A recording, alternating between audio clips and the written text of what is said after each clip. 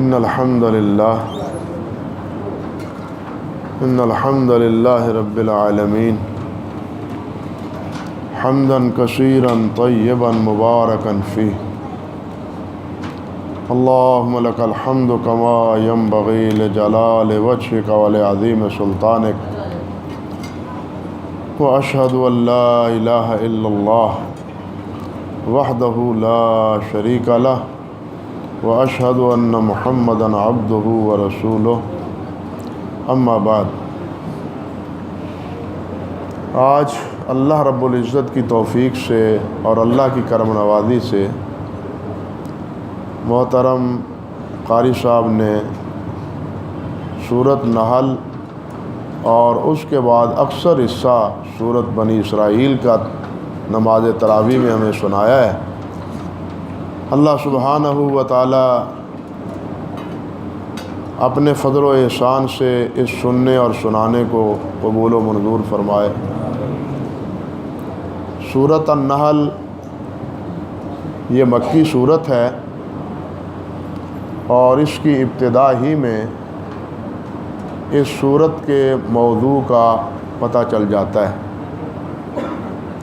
اللہ سبحانہ و تعالی نے فرمایا ہے عطا امر اللہ فلا تستعجلوا سبحانہ و تعالی عما یشرکون، کہ اللہ کا فیصلہ آنے والا ہے، جلدی نہ کرو، قیامت آنے والی ہے۔ یہ جو بار بار قرآن مجید میں قیامت، قرب قیامت کا ذکر ہے، تو یہ دراصل قرآن مجید کے نازل ہونے سے پہلے کا جو دور ہے اس دور کے تناظر میں، یعنی جب سے یہ دنیا بنی ہے اس وقت سے لے کے قرآن مجید تک، اور قرآن مجید کے بعد یا نبی علیہ السلام کے بعد اب قیامت تک کا دور ہے۔ نبی علیہ السلام نے فرمایا انا والساعہ کہاتین، میں اور قیامت اس طرح ہیں جس طرح یہ دو انگلی ہیں۔ کیا مطلب ہے کہ یہ اتنا حصہ جو ہے یہ گزر چکا ہے، باقی اتنا باقی، یعنی آخرت کے پہلے کے مقابلے میں جو زمانہ گزر چکا ہے اس کے مقابلے میں اب آنے والا وقت بہت ہی قریب ہے، اور وہ کب آئے گا اس کا علم اللہ سبحانہ و تعالیٰ کا، کسی کو علم نہیں۔ حتیٰ کہ جبرائیل امین نے پوچھا تھا نبی کریم صلی اللہ علیہ وسلم سے کہ متی الساعہ، جناب قیامت کب آئے گی؟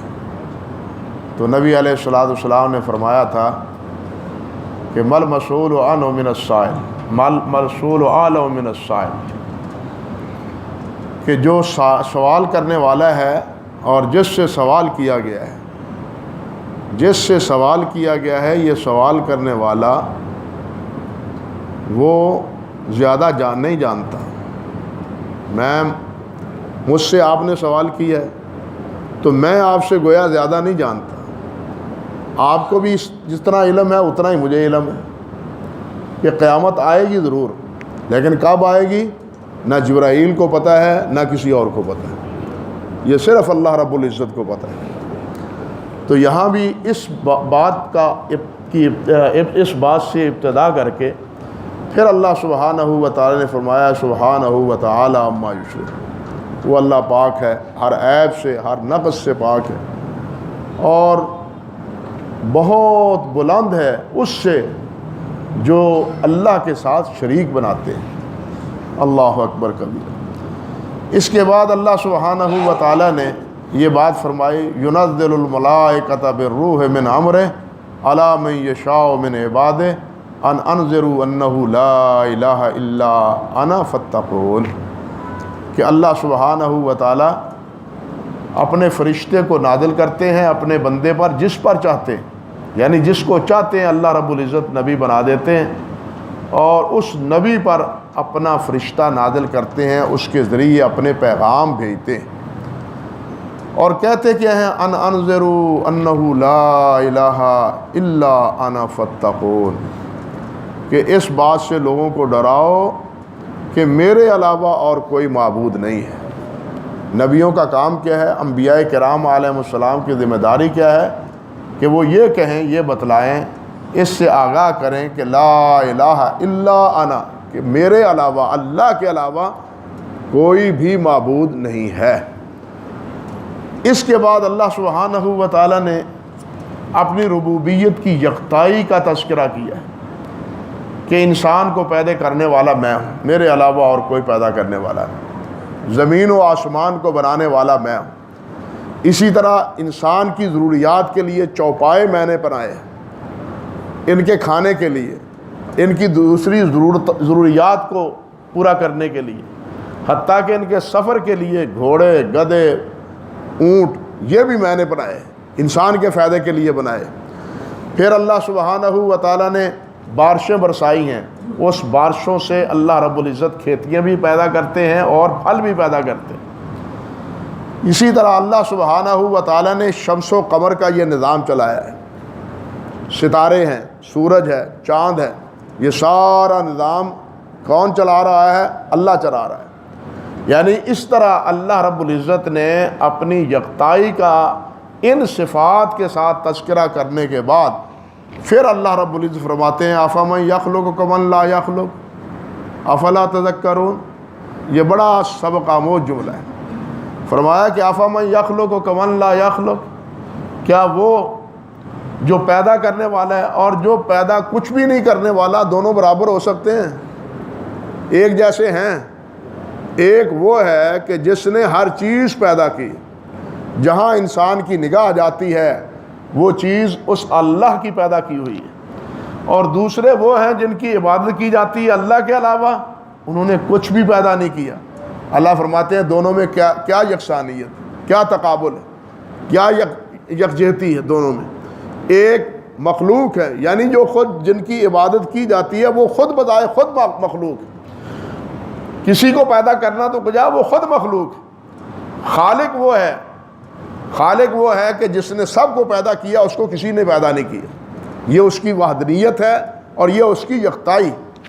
بلکہ اس کے ساتھ ہی اللہ سبحانہ و تعالیٰ نے یہ بات بھی ارشاد فرمائی کہ والذین یدعون من دون اللہ لا یخلقون شیئا وہم یخلقون، کہ اللہ ذوالجلال والاکرام کے علاوہ جن کو پکارا جاتا ہے، جن کی عبادت کی جاتی ہے، جن کی نذر و منت مانی جاتی، چڑھاوے چڑھائے جاتے، جن کے درباروں کو سجدہ گاہ بنایا جاتا ہے، اللہ رب العزت فرماتے ہیں لا یخلقون شیئا، انہوں نے ایک کچھ بھی پیدا نہیں کی، شیئا کوئی چیز بھی انہوں نے پیدا نہیں کی، بلکہ وہ ہم یخلقون، وہ خود پیدا کیے گئے، یعنی وہ خود مخلوق ہے، انہوں نے کوئی چیز پیدا نہیں کی۔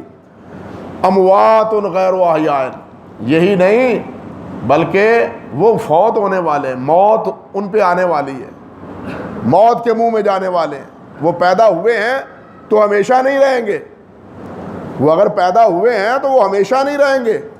ہمیشہ رہنے والی بھی ذات صرف ایک اللہ وحدہ لا شریک کی۔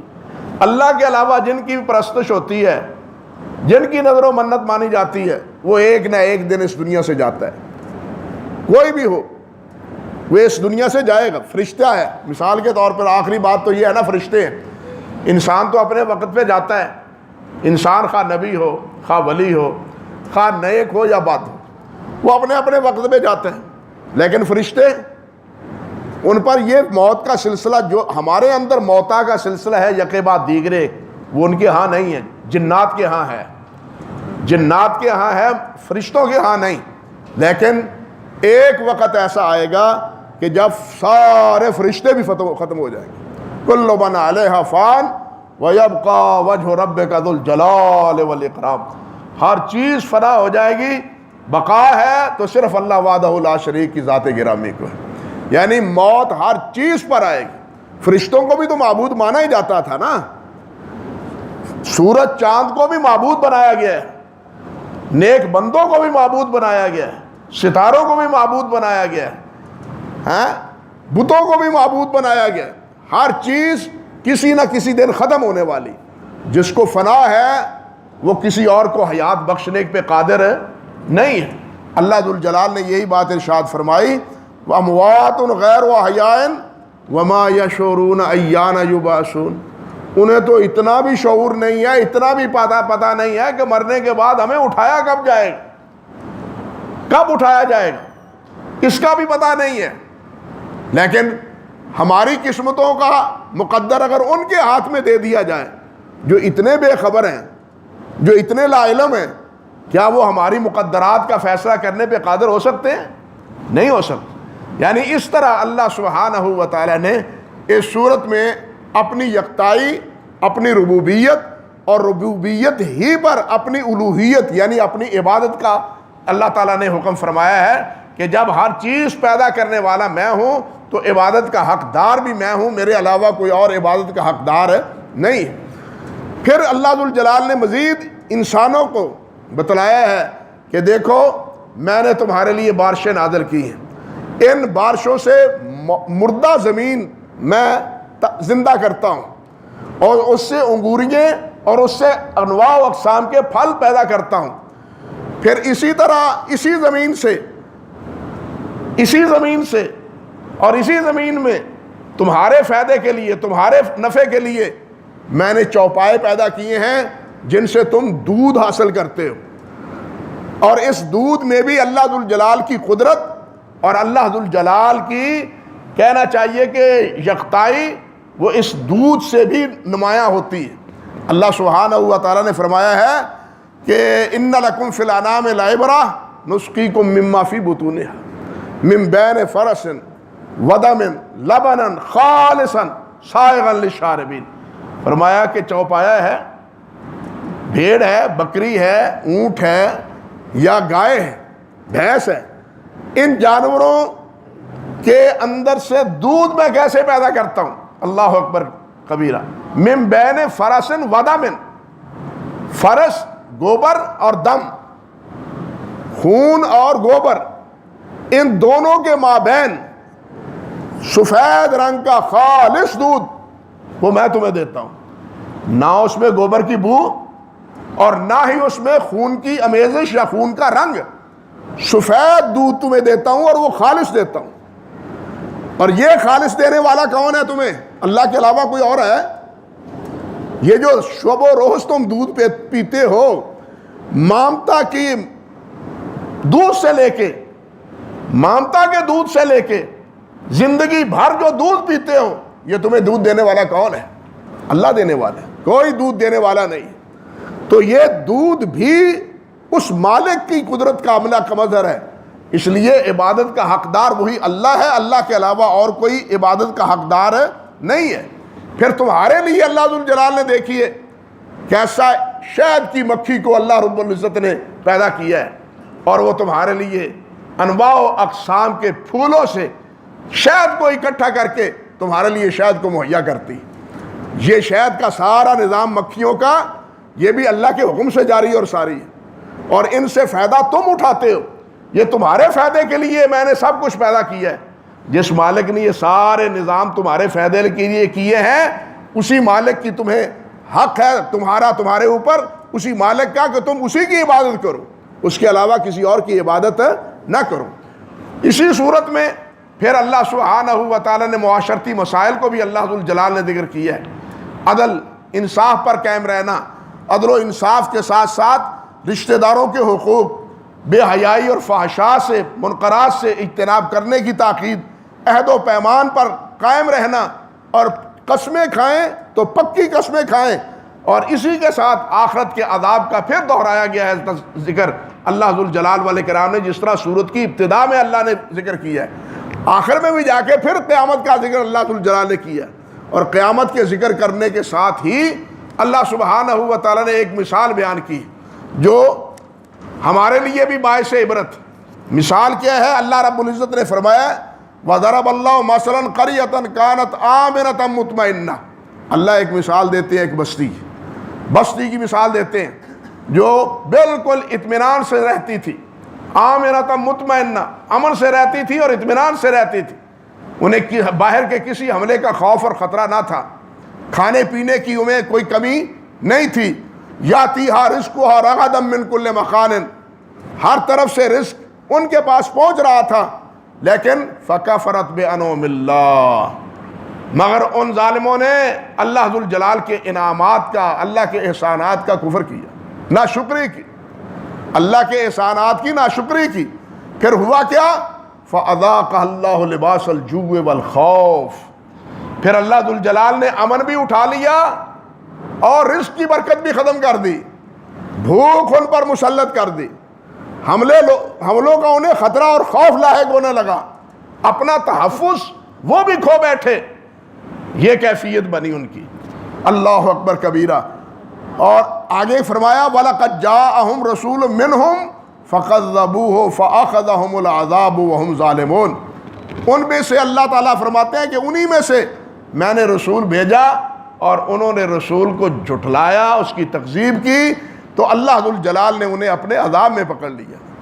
اب اس بستی والوں کے بارے میں حضرت عبداللہ بن مسعود رضی اللہ تعالیٰ عنہ اور حضرت عبداللہ بن عباس رضی اللہ تعالیٰ عنہ دونوں فرماتے ہیں صحابہ کہ اس سے مراد مکہ مکرمہ کی بستی تھی۔ یہ مکہ مکرمہ کی بستی وہ ہے جس بستی کے بارے میں، جس کے امن کے بارے میں، جس کے رزق کے بارے میں قرآن مجید کے نازل ہونے سے 2500 سال پہلے ابراہیم علیہ السلام نے دعائیں کی تھی کہ اللہ اس شہر کو امن والا شہر بنا، وَارْزُقْهُم مِّنَ الثَّمَرَاتِ، یا اللہ پھلوں کا رزق انہیں عطا فرما۔